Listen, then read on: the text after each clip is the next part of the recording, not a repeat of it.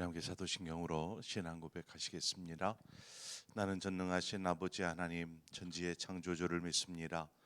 나는 그의 유일하신 아들 우리 주 예수 그리스도를 믿습니다.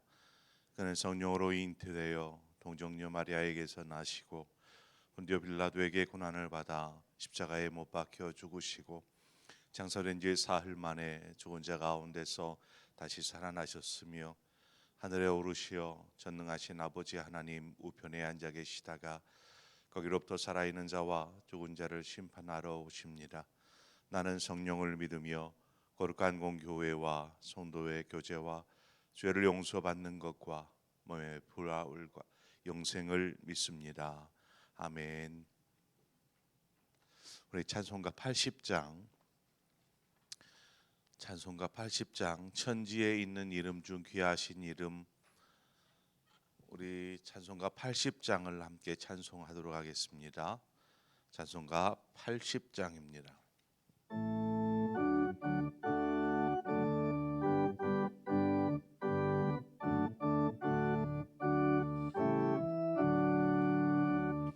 천지에 있는 이름 중 귀하고 높은 이름 주 나시기 전 지으신 구주의 이름 예수 주 앞에 내가 엎드려 그 이름 찬송함을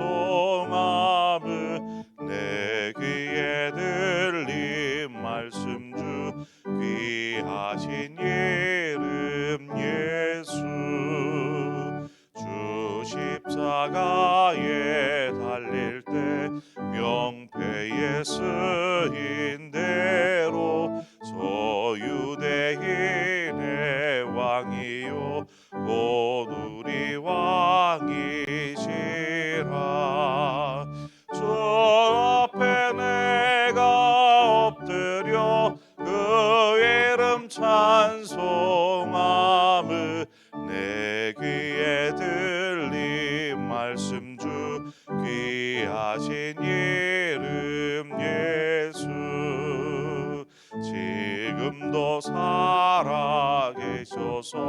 언제나 하시느니 나 같은 죄인 부르사 참 소망 주시도다 주 앞에 내가 엎드려 그 이름 찬송함을 내 귀에 들린 말씀 주 귀하신 이름 예수 주 예수께서 영원히 어제나 오늘이나 그 이름으로 우리에게 참 복을 내리신다 주 앞에 내가 엎드려 그 이름 찬송함을 내 귀에 들린 말씀 주 귀하신 이름 예수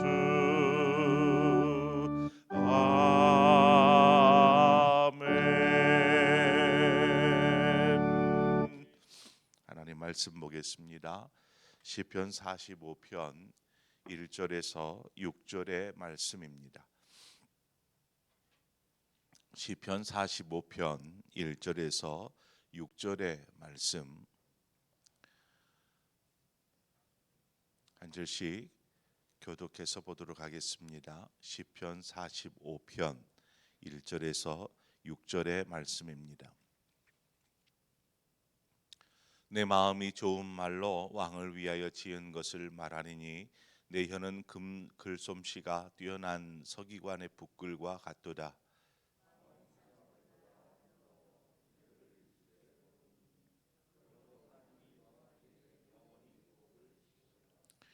용사여 칼을 허리에 차고 왕의 영화와 위엄을 입으소서.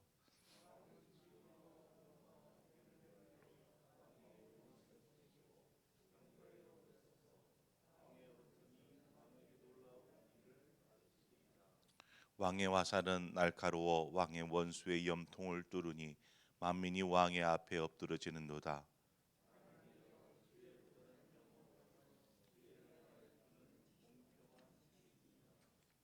아멘. 본문에 시편의 기자가 왕을 칭송하고 있는 그러한 내용들을 담고 있습니다. 그렇다면 여기에서 말하는 왕은 누구를 지칭하여서 이야기하고 있는 것일까요? 여기에서 말하는 왕은 바로 메시아 예수 그리스도를 의미합니다. 그러니까 시편 150편 가운데 7편이 메시아에 대한 예언시가 있는데 그 7편 중에 한 편이 바로 이 오늘 본문 45편이 메시아에 관한 예언시입니다. 그래서 왕이라는 자리에 예수 그리스도라는 이름을 넣어서 이렇게 읽어보면은요, 좀 더 쉽게 여러분들이 본문을 읽어낼 수 있습니다. 시편의 저자는 오늘 그 1절에서 6절의 말씀 가운데서 그 왕의 아름다움을 노래하고 있습니다. 아름다움과 위엄과 그러한 그 놀라움을 노래하고 있습니다. 왕은 어느 누구와도 비교할 수 없을 만큼 지혜롭고 아름답고 멋진 칼을 차고 화려한 병거에 올라서 승리를 선포하며 행진해 나아가는 그러한 모습을 이제 그려내고 있는 것이죠. 이처럼 주님은 우리의 모든 존귀와 영광과 권능을 받으시기 합당하신 분이십니다. 요한계시록을 보면 하늘에서 천사들이 이렇게 찬송하고 노래하기를 죽임을 당하신 어린 양은 능력과 부와 지혜와 힘과 존귀와 영광과 찬송을 받으시기에 합당하도다. 보좌에 앉으신 이와 어린 양에게 찬송과 존귀와 영광과 권능을 세세토록 돌릴지어다. 이렇게 찬송하는 것이죠. 천사들이. 여기에서 천사들이 사용하는 인용구 단어들을 보면은 참 놀랍습니다. 능력과 부와 지혜와 힘과 존귀와 영광, 이러한 것들이 찬송하고 있는 것을 보게 됩니다. 이 말씀을 묵상하다가 우리가 잊지 말아야 될 부분이 있습니다. 로마서 8장 18절 말씀인데 여러분 잘 아시는 구절일 거예요.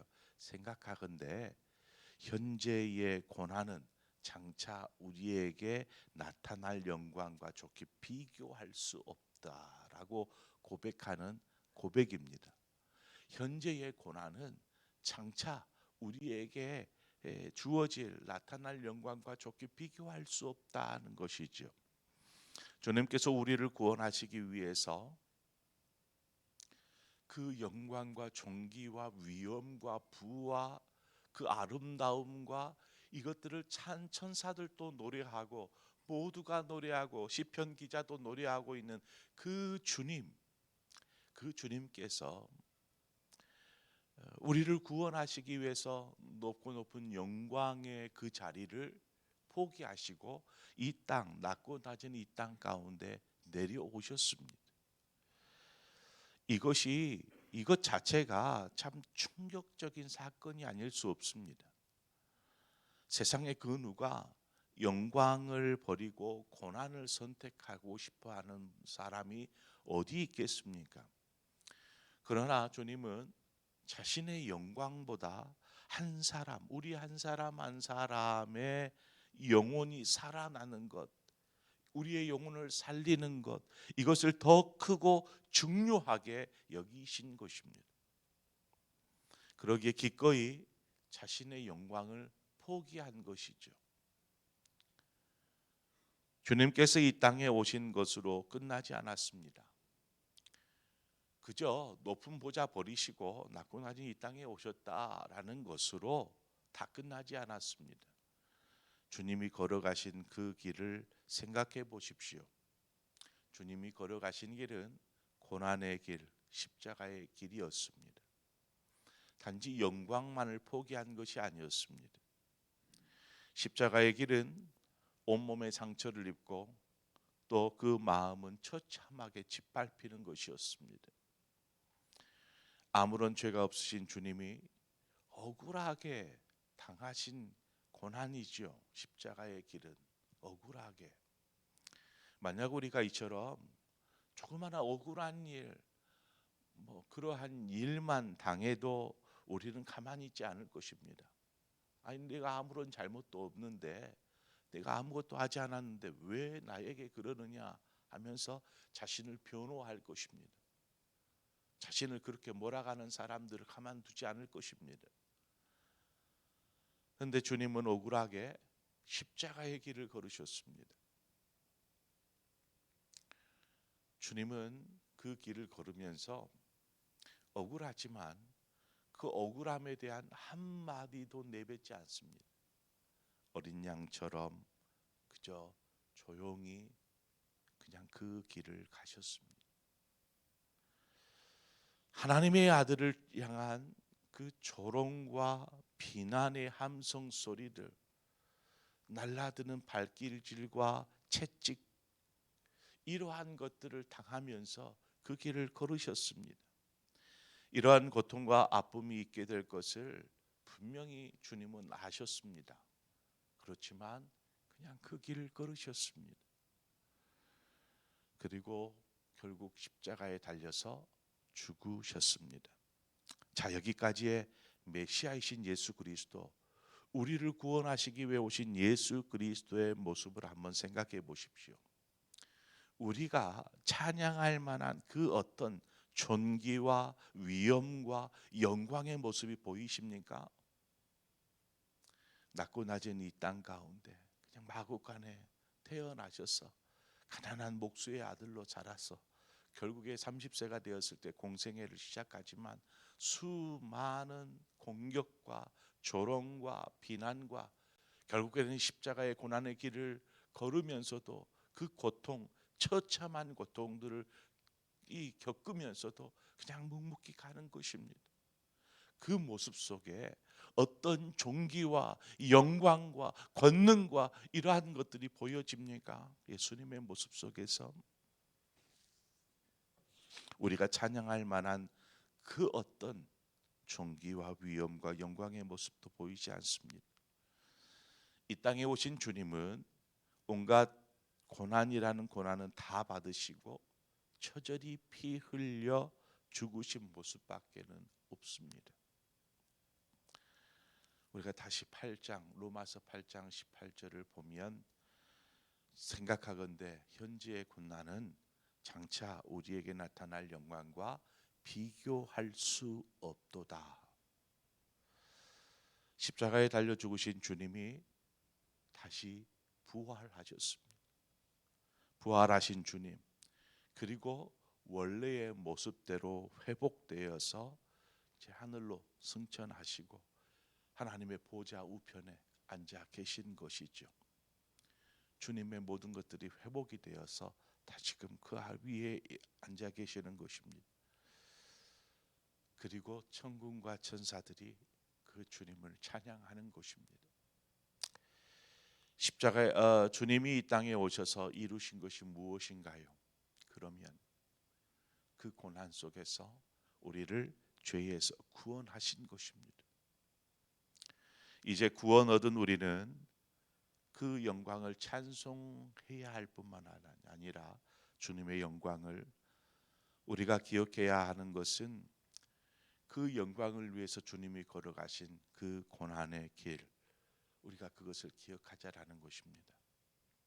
오늘 시편의 1절부터 6절의 이야기 속에서는 영광만을 이야기합니다. 근데 이 말씀을 묵상하다가 이 내용이 제가 묵상이 되어져서 여러분들과 나눕니다.